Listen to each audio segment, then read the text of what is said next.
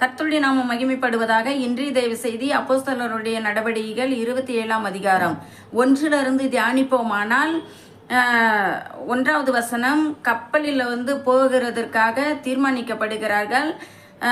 அப்போ பவுல் சிறைச்சாலையில் இருக்கிறார். பவுலும் சேர்ந்த சிலரும் சிறைச்சாலையில் இருக்கிறார்கள். அப்போ கப்பலில் பிரயாணமாய் போகிறார்கள். பிரயாணமாய் போகும் பொழுது சரக்குகளை ஏற்றுக்கொண்டு போகிறார்கள். சரக்குகளை ஏற்றுக்கொண்டு போகும் பொழுது பலமான காற்றுகள் அடிக்கிறது. காற்றும் மழையும் வருகிறது. அப்போ ஒவ்வொரு தீவுகளை கடந்து போகும் பொழுது அவர்கள் உபவாச நாளை நியமித்திருக்கிறார்கள். அந்த உபவாச நாளும் முடிந்து போகிறது. அப்போ 20வது வசனத்தில் தியானிக்கிறோம். அந்த நாட்களில் சூரியனும் வரவில்லை, நட்சத்திரங்களும் காணப்படவில்லையாம் அவர்களுக்கு. அப்போ பெருங்காற்று மழையும் அடிக்கிறது.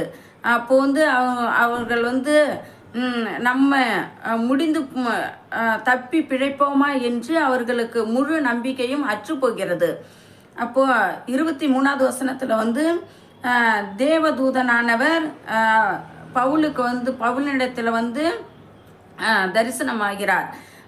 பவுலினிடத்தில் பயப்படாதே என்று சொல்லுகிறார். பவுலே பயப்படாதே என்று சொல்லுகிறார். நீயும் உன்னோடு இருக்கிறவர்களுக்கும் தேவன் தயவு பண்ணுகிறார் என்று சொல்லுகிறார். அப்போ தேவன் தயவுள்ளவராய் இருக்கிறார். இந்த வேத வசனத்தில் என்ன தியானிக்கிறோம் என்றால், கப்பலில் நம்ம பெருங்காற்று மழையும் வருகிறது. அப்போ தேவன் தப்பு வைக்கிறார். அவர்கள் எல்லாம் பயப்படுகிறார்கள். நம்ம தப்பி பிழைப்போமா என்று பயந்து கொண்டிருக்கிறார்கள். அந்த பயத்திலிருந்து தேவன் பவுலினிடத்தில் பயப்படாதே என்று சொல்லுகிறார். பவுல் பயந்து கொண்டிருக்கிறார். அந்த பிள்ளைகளும் பயந்து கொண்டிருக்கிறார்கள். அப்போ பயப்படாதே என்று சொல்லி தயவு பண்ணுகிறேன் என்று சொல்லுகிறார். அப்போ நம்ம தேவன் தயவுள்ள தேவன்.